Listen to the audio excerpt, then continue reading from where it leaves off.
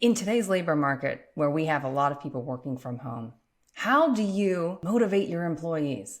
That's what we'll be talking about today on the Inside BS Show. Stay tuned. Hey now, I'm Nikki G, and you are tuning in to the Inside BS Show. I am here with Dave Lorenzo, the godfather of growth. Good morning, Dave. Good morning, Nikki G. How are you today? I'm doing well. How are you? I'm great, thank you. You are so phenomenal. I am great. And now that I'm with you, I'm perfect. What's on your mind? I was watching a Gary Vee video recently, Dave, and he was talking about employee motivation. He was asked, how do you motivate your employees? And his response was that he makes it more about them. He is more concerned about their needs than his own needs. And how does he find out what's going to motivate them? He says that he introduces empathy and puts himself in their shoes to think about what will motivate that particular person. And he makes it individualized. So he will look at in what circumstances this employee in their position, in their life, where I can utilize that to help motivate them to support the organization.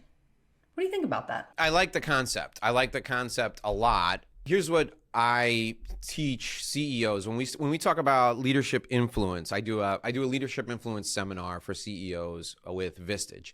And when we talk about leadership influence, particularly when we talk about it when it comes to employees, that is the number one point that I give them right after they've established that they have integrity and they establish that they're competent from a leadership perspective. So once your employees believe that you're a leader of high integrity, and once they believe that you're a capable leader, somebody who knows what they're doing, then they want to know that you care about them.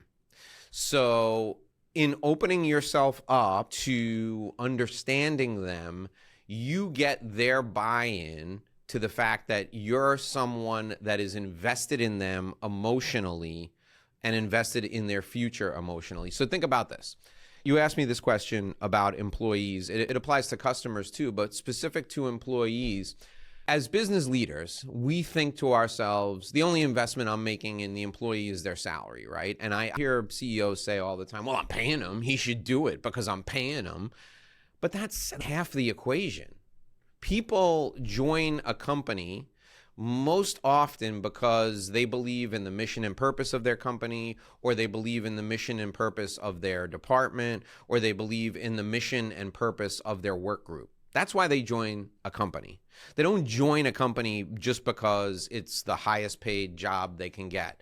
You know, if that were the case, there'd be everyone in the universe would be in the hazardous waste business, right? Because those are some high-paying jobs, but the people who have them die of cancer. So I think you got to think to yourself, why is this person joining my company? Why have they chosen to join my company? And when you get below the surface of that and you understand that people are joining the company because you're doing great things to take care of people, or the mission and the purpose of your company is something that makes them feel like they're in alignment with their own personal mission and purpose, that's something that you can work with from a motivation perspective. And Gen Z folks, the people who are in the workplace today, are more conscious of this than Gen X folks, or than people of my generation, or people of the generation even before me. They want to know that they're going to work every day, whether it's from 9 to 5 or whatever the working hours are. When they punch in, so to speak, they're making a difference and getting a paycheck. So you understanding why they're joining you, whether it's your company, your department, your work group, or you as a manager, if you're doing things right, and this is kind of Gary Vee's point, you're a personal brand, right? He's a huge personal branding guy. So people will be attracted to you because of your personal brand, and they buy into your personal brand, and they want to be a part of what you're doing. When you understand what fires them up about your personal brand, and you understand how their brand fits with your brand, then you've got something you can work with from a motivation perspective. And I think if you approach employees the way you would approach a customer, and you'd say, what do you want out of this relationship? And the employee says, well, in addition to a paycheck, I want to know that I'm making a difference for this particular group. And every time you have a conversation with them, you draw the activity that you want them to do back to how it makes a difference. I think you're going to get a lot more out of your employees. What do you think? I agree. This matters more to employees today than ever. You have to be thoughtful about how can I motivate those employees so that they're going to stay with my company and they're going to help this company grow. And that's what it does, right? If employees are motivated, then your business will naturally grow. It will stem from what you've done with those employees. But you cannot ignore it. You can't. You will not retain good talent, and it will impact your organization in different ways. So you've got to do it. I think that's a great focal point, is thinking about them. Employees love to know that the company cares about them. It's not just about doing the work and feeling fulfilled. It's knowing that people care about the work that you're doing for the organization. And the companies that you see do this well have an incredible response from the employees, the outward support that they have for the company, and the standpoint that they take where they're out promoting the company indirectly because they're having such a great experience in the way that they're being treated. Yeah, I think that's right. I think for sure there's a win-win scenario for everyone there.